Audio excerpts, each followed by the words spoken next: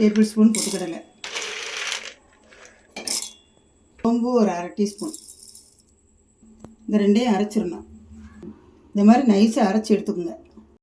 ஒரு பேனில் 2 table spoon எண்ணெய் ஊற்றிக்குங்க. அரை டீஸ்பூன் கடுகு,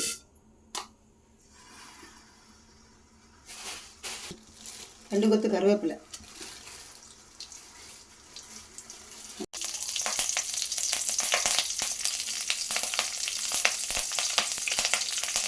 நாலு தட்டிய பூண்டு,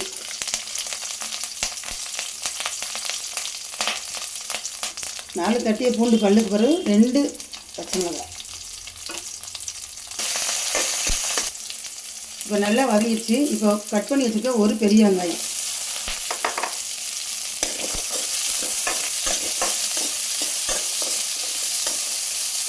இப்போ 2 தக்காளி, இதையும் இதோடு சேர்த்து நல்லா மசிகிற அளவுக்கு வதக்கிங்க.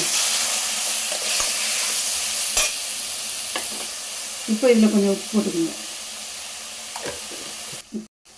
இப்போ அரை டீஸ்பூன் மஞ்சள் பொடி, 1 டேபிள் ஸ்பூன் சாம்பார் பவுடர், இதையும் சேர்த்துக்கோங்க.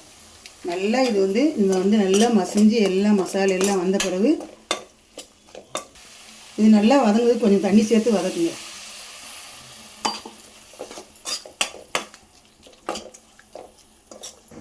இப்போ நம்ம அரைச்சி வச்சுருக்க பொட்டுக்கடலை பவுடரை தண்ணி ஊற்றி கலக்கி விட்டுங்க. இல்லைன்னா நம்ம நேரடியாக டைரெக்டாக ஊற்றினோன்னா போட்டால் சேராது. அதில் இந்த தண்ணி ஊற்றி நல்லா கிண்டி எடுத்துக்கோங்க. இல்லைன்னா அடியில் கட்டியாக இருக்கும், ஒன்றும் சேராது. இது எடுத்துக்கோங்க தண்ணி. இப்போ வெந்துருச்சு. இந்த பேஸ்ட் அதில் ஊற்றிடுங்க. தண்ணி பத்தாது, நீங்கள் என்ன தண்ணி நிறைய சேர்த்துக்கோங்க. சாம்பாருக்கு எப்படி தேவையோ அது மாதிரி நீங்கள் சேர்த்துக்கோங்க.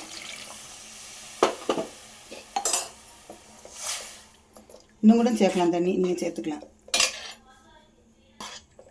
திடீர் சாம்பார் ரெடி ஆயிடுச்சு. பருப்பு இல்லாமல் நம்ம அவசரத்துக்கு செய்யக்கூடிய சாம்பார் தான் திடீர் சாம்பார். ஹோட்டல் கடையிலாம் அவசரம் செய்வாங்க, அதே சாம்பார் தான் இது. இப்போ இது மேலே மல்லியில தூவி இறக்கிடலாம். 1/4 டீஸ்பூன் பெருங்காயம் சேர்த்துக்கோங்க. இப்போ கொதி வந்துருச்சு. நல்லா மல்லியில தூவி நீங்கள் இறக்கிடலாம். சாம்பார் ரொம்ப டேஸ்ட்டாகவும் அருமையாகவும் இருக்கும். இட்லி தோசை எல்லாத்துக்குமே இது ஊற்றி சாப்பிட்லாம். இது அவசரத்துக்கு நம்ம வீட்டில் காலி ஆயிடுச்சு நம்ம வச்ச சாம்பார் அப்படின்னா கூட அவசரத்துக்கு வேணால் உடனே செஞ்சுக்கலாம். 5 நிமிஷத்தில் செஞ்சிடலாம். இப்போ வீட்டுக்கு திடீர்னு கெஸ்ட்டு வராங்க, என்ன செய்யணும்னு தெரியல அப்படின்னா நீங்கள் உடனே அவசரமாக 5 நிமிஷத்தில் இந்த சாம்பாரை செஞ்சு அவங்களுக்கு கொடுத்துடலாம். இது ஈஸியாக தான் இருக்கும். இது மாதிரி ஈஸியாக டேஸ்டியாக செய்கிறதுக்கு எங்களுடைய பேஜை சப்ஸ்கிரைப் பண்ணுங்கள்.